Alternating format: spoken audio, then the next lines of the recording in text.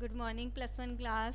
अज असी करने आ रहे हैं नैक्सट चैप्टर 17 चैप्टर है टैबुलर प्रैजेंटेशन ऑफ डाटा। जो उस डाटे नू टैबल फॉर्म के लिया के उन्होंने प्रजेंट किया जाता है, that is a tabular presentation of data. So tabulation का मीनिंग करांगे when data is put into a suitable number of rows and columns. जो भी कभी टेबल के रो कॉलम बना के डाटे नू डिफाइन किया जाता उन्होंने असीं कहते हैं टैबुलेशन। ठीक है, ये अंडर आते हैं rows and columns in a suitable manner. So इनू असी कहने टैबुलेशन। एक इकोनॉमिक्स की तुसी डेफिनेशन याद कर लेना, it is a meaning of tabulation. So presentation is called tabulation. Objectives की गल करांगे, उद्देश्य टैबुलेशन के की उद्देश्य होंगे ने। First of all simplification of facts, जिन्ने भी फैक्ट्स होंगे ने उन्होंने जो सिंपलीफाई करते हैं असी तो वो वास्ते टैबुलेशन यूज़ की जाती है।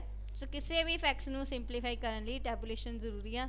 फिर highlights of characters of data, इसका सैकेंड ऑब्जेक्टिव की आ कि कोई भी किसी भी डाटे की कोई करैक्टरिस्टिक्स वो विशेषतावां हाईलाइट करके दसिया जाता है। ये third help in a comparison, जी कंपैरिजन की गल करिए तो टैबुलेशन कंपैरिजन करना सौखा हो जाता है टेबल बना के।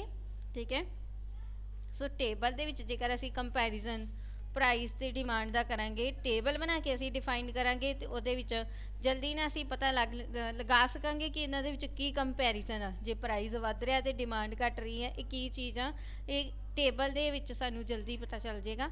फोर्थ इकोनमी, इकोनमी का मतलब कि ये बैनीफिट्स बहुत ने। एक तो टाइम पीरियड घट लगता, सैकेंडली एफर्ट्स घट करने पैंदे आ, टेबल जल्दी ना क्रिएट हो जाता। फिर मनी पैसा घट लगता। So it is a economical. ठीक है, fifth help in a classification. Classification मतलब किसी डाटे को क्लासीफाई करना, जो असी पहले पढ़ चुके हैं। सो क्लासीफाई जो करते हैं वो मदद कौन करता है, टैबुलेशन। जी असी क्लासीफिकेशन करिए, जिस तरह प्राइस ते डिमांड क्लासीफाई किया अलग अलग है। सो ये टैबुलेशन हैल्पफुल है। Sixth provide maximum information, table के सानू छोटे जे टेबल के कितनी सारी इनफॉर्मेशन मिल जाती है। सो यदा सिक्स्थ उद्देश्य प्रोवाइड मैक्सीमम इनफॉर्मेशन। ठीक है, सो ये मैं जो गल करा तो प्राइस 10 होने डिमांड 5 है, प्राइस 5 होने डिमांड 10 है। सो छोटे जे टेबल तो इन्नी इनफॉर्मेशन हो गई कि प्राइस वधन नाल डिमांड घटती है, प्राइस घटन नाल डिमांड वधदी है। सो इन्ने के टेबल च असीं अपनी इनफॉर्मेशन मैक्सीमम इनफॉर्मेशन प्रोवाइड कर सकते हैं। Seventh helpful in interpretation.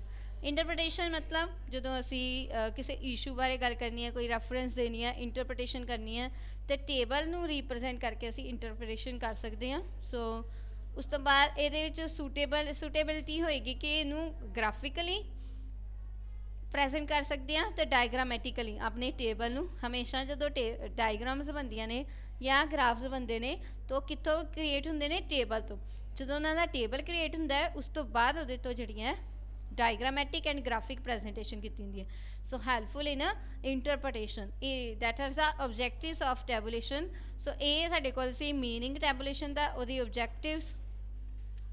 Next असी करांगे parts components of a statistical table. Table के पार्ट्स किहड़े ने साढ़े कोल। सो टेबल के पार्ट्स वो सारे पार्ट्स के नाल पूरा टेबल क्रिएट होएगा। ठीक है,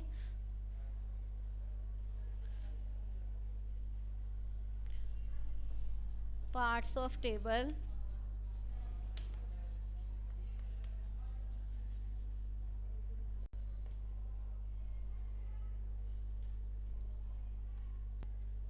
हाँ जी बेटा, पार्ट्स ऑफ टेबल की गल करांगे कि टेबल क्रिएट करने वास्ते एक तो सूटेबल मैनर होना चाहिए भी टेबल किस तरह क्रिएट होंगे।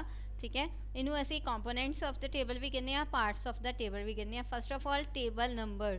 सो किसी भी टेबल को क्रिएट करने वास्ते सब तो पहले उसका टेबल नंबर होना जरूरी है। जेकर टेबल नंबर 1 है 1 नंबर पाओगे, 2 है 3 है 4 है वो तुसी उन्ने नंबर वह पाओगे। ठीक है, सो टेबल नंबर क्रिएट करने का फायदा की आ, जेकर फरदर फ्यूचर के सानू जरूरत पेगी तो सानू टेबल नंबर तो ही और जल्दी पता चल जाएगा। ठीक है, next is the title of the table. किसी भी टेबल के टाइटल का होना जरूरी है कि तुसी की टाइटल उन्होंने दिता क्रिएट किया टेबल के title. Third head notes, head note होने जरूरी है।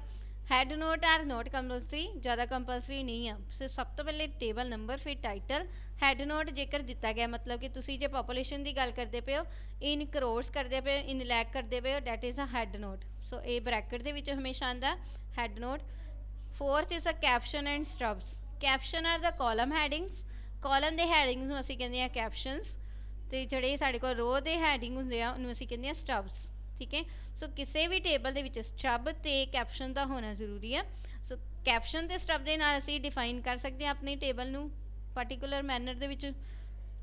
ਨੈਕਸਟ ਹੁਣ ਕੈਪਸ਼ਨ ਤੇ ਸਟਬ ਦੇ ਹੈਡਿੰਗ ਤੋਂ ਬਾਅਦ ਉਹਨਾਂ ਦੇ ਸਬ ਹੈਡਿੰਗਸ ਆਉਂਦੇ ਆ। ਠੀਕ ਹੈ, ਉਹ ਕਾਲਮ ਦੇ ਹੈਡਿੰਗ ਅਲੱਗ ਹੁੰਦੇ ਆ, ਸਟਬ ਦੇ ਹੈਡਿੰਗ ਅਲੱਗ ਹੁੰਦੇ ਆ। ਨੈਕਸਟ ਸਾਡੇ ਕੋਲ ਆਉਂਦਾ ਹੈ body of the table. Body of the table ਜੋ ਵੀ ਡਾਟਾ ਦਿੱਤਾ ਹੈਗਾ numerically that is the body of table. ਜੇਕਰ ਪਾਪੂਲੇਸ਼ਨ ਦੀ ਗੱਲ ਕਰਦੇ ਪਏ ਆ ਇਹਦੇ ਵਿੱਚ, ਜੇਕਰ ਮੇਲ ਤੇ ਫੀਮੇਲ ਇੱਥੇ ਆ ਗਏ ਨੇ ਤੇ ਮੇਲ ਦੀ ਕਿੰਨੀ ਪਾਪੂਲੇਸ਼ਨ ਹੈ, ਫੀਮੇਲ ਦਾ ਜੋ ਡਾਟਾ ਹੈ ਉਹ ਸਾਰਾ ਹੋਏਗਾ ਬੋਡੀ ਆਫ ਦ ਟੇਬਲ। ਠੀਕ ਹੈ, ਜਿਹਨੂੰ ਅਸੀਂ ਮੈਥਮੈਟਿਕਲੀ ਰਿਪਰੈਜ਼ੈਂਟ ਕਰਾਂਗੇ। Next we have the total. Total ਦਾ ਹੋਣਾ ਜ਼ਰੂਰੀ ਹੈ। ਇੱਕ ਟੋਟਲ ਅਸੀਂ ਕਾਲਮ ਵਾਲੀ ਸਾਈਡ ਤੋਂ ਕਰਾਂਗੇ, ਇੱਕ ਰੋ ਵਾਲੀ ਸਾਈਡ ਤੋਂ ਟੋਟਲ ਹੋਏਗਾ ਤੇ ਸਾਡੇ ਕੋਲ ਪੂਰਾ ਟੇਬਲ ਕ੍ਰੀਏਟ ਹੋਏਗਾ। ਸੋ ਇਹ ਪਾਰਟਿਕੂਲਰ ਮੈਨਰ ਹੈ ਇੱਕ ਟੇਬਲ ਨੂੰ ਕ੍ਰੀਏਟ ਕਰਨ ਦਾ। ਇਹ ਪਾਰਟਸ, ਇਹਨਾਂ ਪਾਰਟਸ ਤੋਂ ਬਿਨਾਂ ਟੇਬਲ ਕ੍ਰੀਏਟ ਨਹੀਂ ਹੁੰਦਾ। ਸੋ ਫੁੱਟ note that are not compulsory and source note not compulsory। ਜੇਕਰ source note ਉਸ ਟਾਈਮ ਅਸੀਂ ਲਿਖਦੇ ਹਾਂ ਜਦੋਂ ਡਾਟਾ ਸਾਡਾ ਪ੍ਰਾਇਮਰੀ ਟਾਈਪ ਹੋਵੇ, ਅਸੀਂ ਖੁਦ ਡਾਟਾ ਸਾਰਾ ਇਕੱਠਾ ਕੀਤਾ ਹੋਵੇ ਤੇ ਅਸੀਂ source note ਲਿਖਦੇ ਹਾਂ। footnote and source note are not compulsory and the table number title are compulsory। head note is a not compulsory, it is a part of table। ਸੋ ਜਿੰਨੇ ਵੀ ਫਰਦਰ ਟੇਬਲ ਕ੍ਰੀਏਟ ਕਰਨੇ ਆ ਉਹ ਸਾਰਾ ਇਸ ਦੇ under ਆਣਗੇ। ਜਿਨ੍ਹਾਂ ਨੂੰ ਇਹਦੀ ਇਨਫੋਰਮੇਸ਼ਨ ਹੋਏਗੀ, ਇਹਨਾਂ ਚੀਜ਼ਾਂ ਬਾਰੇ ਪਤਾ ਹੋਏਗਾ, ਉਹੀ ਬੱਚਾ ਇਸ ਟੇਬਲ ਨੂੰ ਕ੍ਰੀਏਟ ਕਰ ਸਕੇਗਾ। ਉਹਨੂੰ ਪਤਾ ਹੋਏਗਾ ਕਿ ਕੀ ਕੀ ਇਹਦੇ ਵਿੱਚ ਚਾਹੀਦਾ ਸਾਨੂੰ। ਠੀਕ ਹੈ ਬੇਟਾ, ਸੋ ਅੱਜ ਅਸੀਂ ਇਹ ਕੀਤਾ ਆਪਣਾ ਟੈਬੂਲੇਸ਼ਨ ਦਾ meaning ਉਹਦੇ objectives and part of the table। next ਅਸੀਂ ਟੇਬਲ ਕ੍ਰੀਏਟ ਕਰਕੇ ਦੇਖਾਂਗੇ। ਥੈਂਕ ਯੂ ਬੇਟਾ।